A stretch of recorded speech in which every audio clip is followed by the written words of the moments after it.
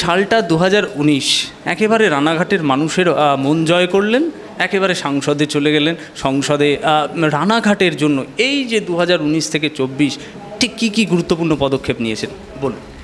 দেখুন, আমি সাংসদ হওয়ার পরই করোনা, কিছুদিনের মধ্যেই। তবু করোনার মধ্যে আমি প্রথমেই 75% কেন্দ্রীয় অনুদানে 25% এমপি ল্যাডের টাকায় 2000 লাইট, যার মূল্য প্রায় 5 কোটি টাকা, সেটা করতে পেরেছি। এবং তার সঙ্গে সঙ্গে আরও কিছু কাজ আমার, যেটা অসম্ভবকেও সম্ভব করতে পেরেছি। এক হচ্ছে রেলের ক্ষেত্রে, যে আমি সমস্ত ইস্টার্ন রেলওয়েকে 12 বগি কোচ চালানোর ব্যবস্থা আটকে ছিল। 4টি প্ল্যাটফর্ম শিয়ালদায় শর্টেজ ছিল বলে বিল্ডিং ভাঙতে হয়, তাই সেই জায়গা আমি সেটাকে পাস করাতে পেরেছি। এটা একটা বড় কাজ। নবদ্বীপ ঘাট পর্যন্ত রেল লাইন পাস করালেও রাজ্য সরকারের অসহযোগিতায় সম্পূর্ণ হয়নি, তাই আমঘাটা পর্যন্ত ক্লিয়ার পাওয়া গেছে। আমঘাটা পর্যন্ত রেল লাইন চালু গতকালকেই ট্রায়াল হয়েছে। এবং সমস্ত ট্রেনের প্ল্যাটফর্মগুলোকে ডেভেলপ করা, এমপি ল্যাড থেকে আমি অনেক তাদের সাধারণ মানুষের জন্য সুবিধা দিয়েছি। কোথায় ঠান্ডা পানীয় জল, কোথায় শেড নেই শেড, যেখানে ওয়াশরুম বা টয়লেট নেই সেখানে টয়লেট নির্মাণ, স্কোর বোর্ডিং ব্যবস্থা করে দেওয়া, কোন ট্রেন কোথায় আসছে, এগুলো ব্যবস্থা আমি তাদের যেমন করেছি। এছাড়াও 17 কোটি ব্যয় করেছি। এছাড়া কেন্দ্রীয় অনুদানে যে কাজগুলো করেছি, প্রথমে চলে যান নবদ্বীপ। 2টো কেন্দ্রীয় প্রকল্প হয়েছে। একটা হচ্ছে 100 বেডের একটা হসপিটাল, ডিজাস্টার ম্যানেজমেন্টের তরফে 100% কেন্দ্রীয় অনুদানে, যদিও সেটার রং নীল সাদা করা হয়েছে। ঠিক তেমনি ওখানেই আরেকটি প্রকল্প হয়েছে। আমি সিএসআর ফান্ড কোল ইন্ডিয়া থেকে এনে 2,39,00,000 টাকা দিয়ে একটি স্কুল নির্মাণ সিবিএসসি বোর্ডের ইস্কনের মধ্যে করেছি। এখানে বহু ছাত্রছাত্রী তারা কম খরচায় তুলনামূলক ওখানে অধ্যয়ন করতে পারছে। এবং তার সঙ্গে সঙ্গে আপনি যে কেন্দ্রীয় প্রকল্পের আরও বড় অনুদান ফুলিয়াতে, সেটা হচ্ছে তাঁতিদের জন্য আইটি হাব করতে পেরেছি স্মৃতি ইরানিকে ধরে। তখন স্মৃতি ইরানি ছিলেন বাণিজ্য মন্ত্রী, বস্ত্র মন্ত্রী, তাই তাকে ধরে একটা আইটি হাব হয়েছে, যাতে হস্তচালিত তাঁতিরা ভবিষ্যতে প্রতিযোগিতার বাজারে মেশিন তাদের সঙ্গে পাল্লা দিয়ে টিকে থাকতে পারে, তারই গবেষণার কেন্দ্র।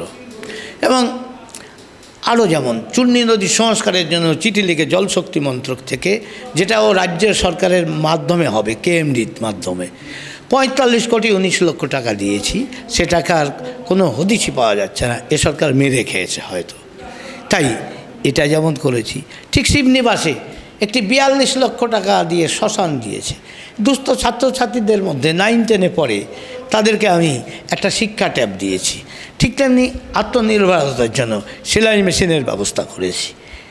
এই কাজগুলো অতিরিক্ত 3বার সাংসদ হিসাবে, কেউ এই রেকর্ড আছে কি না, 5 বছরে, 2 বছর করোনায় গেল, তাও 3বার শিবির লাগিয়ে সমস্ত প্রতিবন্ধী মানুষের জন্য তাদের শ্বাস সরঞ্জাম, অঙ্গ প্রত্যঙ্গ, ব্যাটারি চালিত গাছ, যা দিয়ে হকারি করে খেতে পারবে, আত্মনির্ভরতার পথে যেতে পারবে, বহু কোটি টাকার মেটেরিয়ালস আমি বিলি বন্টন করেছি সম্পূর্ণ বিনামূল্যে। এবং এই কাজের সঙ্গে সঙ্গে আমি মোদিজিকে চিঠি লিখে 5 কোটি টাকা মানুষকে পাইয়ে দিয়েছি। এগুলো হচ্ছে এক্সট্রা কাজ। এবং এই কাজ যদি হিসাব করা যায় দ্রুত, এবং আমি প্রধানমন্ত্রী গ্রাম সড়ক যোজনার থেকে 16খানা রাস্তা করার জন্য 130 কোটি টাকা আনতে পেরেছি। তাহলে কয়েকশো নয়, কয়েক হাজার কোটি টাকার কাজ আমার হয়েছে। করিমপুর পর্যন্ত রেল লাইন পাস হয়ে আছে, জমি অধিগ্রহণ না করলে কী করে হবে, তাই ওটাও আটকা পড়ে আছে। ঠিক তেমনি এই রকম অনেক কাজ আছে যেটা আমি করতে পেরেছি। এখনও অনেক কাজ করতে পারিনি। আপনাকে একটু থামাচ্ছি, এই তো গেল আপনি যেগুলো বললেন সব ইনফ্রাস্ট্রাকচার ডেভেলপমেন্টের কথা, মানুষ যাতে নিজের কর্ম করতে পারে এবং তা দিয়ে আত্মনির্ভরতার পথে যেতে পারে, এই দিক। আরেকটি দিক আছে, মমতা ব্যানার্জি একেবারে এই রাজ্যের মুখ্যমন্ত্রী, তিনি কিন্তু 500 টাকাটা 1000 টাকা করে দিচ্ছেন। আমি বলছি এইভাবে ডিরেক্ট টাকা ট্রান্সফার তো আপনিও করতে পারতেন, কিন্তু আপনি না করে স্ট্রাকচার ডেভেলপমেন্টে গেলেন কেন? এটা দেখুন, আত্মনির্ভরতার পথে বিবেকানন্দ বলতেন পৃথিবীর সব সম্পদ যদি একটা গ্রামে ঢেলে দেওয়া যায়, তবু সেই গ্রাম যদি আত্মনির্ভর না হয় সেই সম্পদের কোনো মূল্য নেই। ঠিক তাই, যেভাবে ওই টাকা দিচ্ছে টাকার মূল্য নেই। এবং আজকে আমাদের বিজেপি সরকারও দিচ্ছে অন্য জায়গায়, তার চেয়ে বেশি দেবো, আমরা আসলে 3000 দেবো, এরকম কথা আমাদের অনেক নেতা আগের থেকেই বলেছেন। তাই বিজেপি যা বলে তা করে।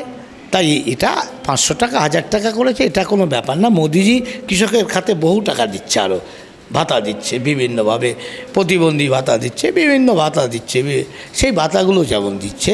তাই এই যে 500 টাকা, এটা মানুষকে অপমান করা, বা 1000 টাকা দেওয়াই উচিত না, এত কম দিলে বেশি দিতে হয়। তাই ওইটা নিয়ে কৃতিত্বের কিছু নেই, ওটা ভোট কেনার জন্য ভোলানোর জন্য দিচ্ছে। তাই ওটা কোনো বিষয় না। আসলে হচ্ছে মানুষের আত্মনির্ভরতা, নিজে কিছু করে খাবে, নিজের পায়ে দাঁড়াবে, স্বাবলম্বী বোধ, সে ঝান্ডা টানবে না, কারো দয়ায় চলবে না, এটা বিজেপি চায়। একদমই তাই। এবারের লোকসভার দিকে যদি নজর রাখি, প্রার্থী তালিকা দেখে বোঝা যাচ্ছে অনেক বরিষ্ঠ নেতা এবং সিটিং এমপি তাদেরও কিন্তু স্থান বদল হয়েছে, এক জায়গা থেকে আরেক জায়গায় গিয়েছে। এই রানাঘাটের মাটি একেবারে কামড়ে পড়ে আছেন 2019 থেকে, আপনার কোনো অদল বদল নেই। কিছু কি কেন্দ্রে আমরা যখন গ্রাউন্ড রিপোর্টে যাই, সাধারণ মানুষ বলছে যে তো নেতা আসে নেতা চলে যায়, আমাদের ভোট আসে ভোট চলে যায়, আমাদের কথা আর কেউ মনে থাকে না। সেইখানে দাঁড়িয়ে রানাঘাটের যে মাটি কামড়ে থাকার এই যে একটা অনুপ্রেরণা, এটা পান করতে গিয়ে দেখুন, আমি ছোটোবেলা থেকে সমাজসেবার কাজ করতাম, মানুষের সঙ্গে থাকতে ভালোবাসি, মানুষের নিয়ে কাজ করি। তাই এমপি হয়েও সেই কাজটা বলিনি। 6 মাস আমাকে সরকারি কাজে বাইরে থাকতে হয়, দিল্লিতে থাকতে হয়। বাদ বাকি সময় আমি প্রতিদিন প্রোগ্রাম, আমার পেজ যারা ফলো করে তারা দেখে যে দিনে কত, এই প্রান্ত থেকে ওই প্রান্তে, এই প্রান্ত থেকে ওই প্রান্তে কী করে চলছে, এই লোকটা কি করে এটা এতটা করতে পারে, এই ভাবনা। তাই জনতা আমাকে চেয়েছে দ্বিতীয়বারের জন্য। রানাঘাটের মাটি, প্রার্থীর অদল বদল হয়। আমি একটা কথা আপনাকে একটু জেনে নেব, আপনার এই পাশেই একেবারে হুগলি, রচনা ব্যানার্জি প্রার্থী হয়েছে, প্রচুর কলকারখানা এসেছে, সেই কলকারখানার কোনো ধোঁয়া আপনার চোখে এসেছে? দেখুন, এখানে আমি প্রথম থেকে মানুষের সঙ্গে আছি, আর প্রতিদিন প্রোগ্রাম করি। নির্বাচনটা এই সময় যেমন ঘুরছি, সারা বছরই আমি একইভাবে এখানে থাকলে কাজ করি। আবার দিল্লিতে গেলেও এই যে CSR ফান্ড, যে উন্নয়নগুলোর কথা বললাম, আমি দপ্তরে দপ্তরে ঘুরে বেড়াই, কীভাবে এই টাকাগুলো নিয়ে সরাসরি এখানে তো রাজ্য সরকারের মাধ্যমে কোনো সহযোগিতা, কোনো স্কিম কেন্দ্রে যায় না। তাই কি করে NGOর মাধ্যমে কিভাবে এই কাজগুলো সরাসরি কোন স্কিমটা সেন্ট্রালি করা যেতে পারে, এ ভাবনা ভেবে অনেক ঘোরাঘুরি করে যে উন্নয়নটা করেছি, এটা হচ্ছে মানুষের দিকে তাকিয়েই আমি করেছি। তাই মানুষ ভালোবেসেছে। সার্ভে রিপোর্টে যে অ্যান্টি ইনকামব্লেন্সি যে থাকে, সেটা কিন্তু এখানে নেই রানাঘাটে। রচনা ব্যানার্জি যে ধোঁয়া দেখতে পেয়েছেন সেই হুগলিতে, সেই ধোঁয়া কি আপনি একটু দেখতে পেয়েছেন চোখে? ও তো মজা করে সবাই বলে বিড়ির ধোঁয়া দেখেই বোধহয় শিল্প ভেবেছে, কারণ তো আসলে তো শিল্প বন্ধ। মজা করে দেখছিলাম, বলে এই বিড়ি খাস না, রচনাদি বলবে এটা আবার শিল্প হচ্ছে। তা আসলে তো পশ্চিমবাংলার শিল্প সবই তো উঠে গেছে, একমাত্র বোমা শিল্প, অস্ত্র শিল্প, চপ, পাশবালিশ, চপ শিল্প, মুড়ি শিল্প, পাশবালিশ শিল্প, এইগুলো আছে। তো এইগুলো তালিকায় ধরে সংখ্যায় ফার্স্ট হয়েছে, সেই হিসাবে হতেই পারে। কি কি কাজ বাকি রয়ে গেল রানাঘাটের জন্য, আরও যেগুলো আরও আগামী দিনে মানুষ সুযোগ দিলে যেগুলো করবেন? মূলত হচ্ছে চৈতন্যের অবতারের ক্ষেত্র আমার লোকসভা। তাই চৈতন্যদেবকে কেন্দ্র করে সারা বিশ্ব মাতোয়ারা, আজকে কৃষ্ণ নামে সারা বিশ্ব মাতোয়ারা হচ্ছে ইস্কন দ্বারা। বিশ্বের সর্ববৃহৎ মন্দির হয়েছে। আমরা যদি আশপাশকে জুড়ে দিই, যেমন শান্তিপুরের তাঁতের শাড়ি, কৃষ্ণনগরের মাটির পুতুল, নবদ্বীপের কাঁসা পিতল শিল্প, এবং তার সঙ্গে সঙ্গে কীর্তিবাসের জন্মস্থান ফুলিয়া, শিবনিবাস মন্দির, কৃষ্ণনগরের গোপাল ভাঁড়, রাজা কৃষ্ণচন্দ্র, শান্তিপুরের অদ্বৈত, এগুলো নিয়ে ওয়ার্ল্ড হেরিটেজ হতে পারে। সারা বিশ্বের সনাতনীরা এই ভূমিতে এসে, যেমন জেরুজালেমে সারা দুনিয়ার খ্রিস্টানরা যায়, মক্কায় যেমন সারা দুনিয়ার মুসলিমরা যায়, ঠিক তেমনি কলিযুগের অবতারের সেই তীর্থভূমিতে সারা বিশ্বের প্রাচীন ধর্মের ধারক বাহকরা এখানে আসবে। এটাই ক্যাপিটাল হবে, এটাই আমার করার ইচ্ছা। সিএ নিয়ে কিন্তু দুটো বক্তব্য, আমার একদম শেষের প্রসঙ্গ সিএ নিয়ে কিন্তু দুটো বক্তব্য সামনে আসছে। তৃণমূল বলছে এই রাজ্যের মানুষকে আমরা ডিটেনশন ক্যাম্পে যেতে দেবো না, যেমনটা আসামে দেখেছিলাম। দ্বিতীয় কথা হচ্ছে সিপিএম বলছে পরিষ্কার যে কাগজ আমরা দেখাবো না। দেখুন, সিএর জন্য আসামের ডিটেনশন ক্যাম্প হয়নি, সেটা হয়েছে রাজীব গান্ধীর চুক্তির জন্য 84 সালে। ইন্দিরা গান্ধী, তার পরবর্তীকালে ইন্দিরা মুজিব চুক্তির জন্য এই সিএর ব্যাপারটা এসে গেছে। তাই সিএ হচ্ছে সবাইকে নাগরিকত্ব দেওয়া। সবাইকে বলতে আমরা 3টি দেশ যাদের, অর্থাৎ আফগানিস্তান, পাকিস্তান, বাংলাদেশ, 3টে ইসলামিক কান্ট্রি, তাই ইসলাম ধর্মের মানুষ বাদ দিয়ে তাদের নাগরিকত্ব এখানে দেখো।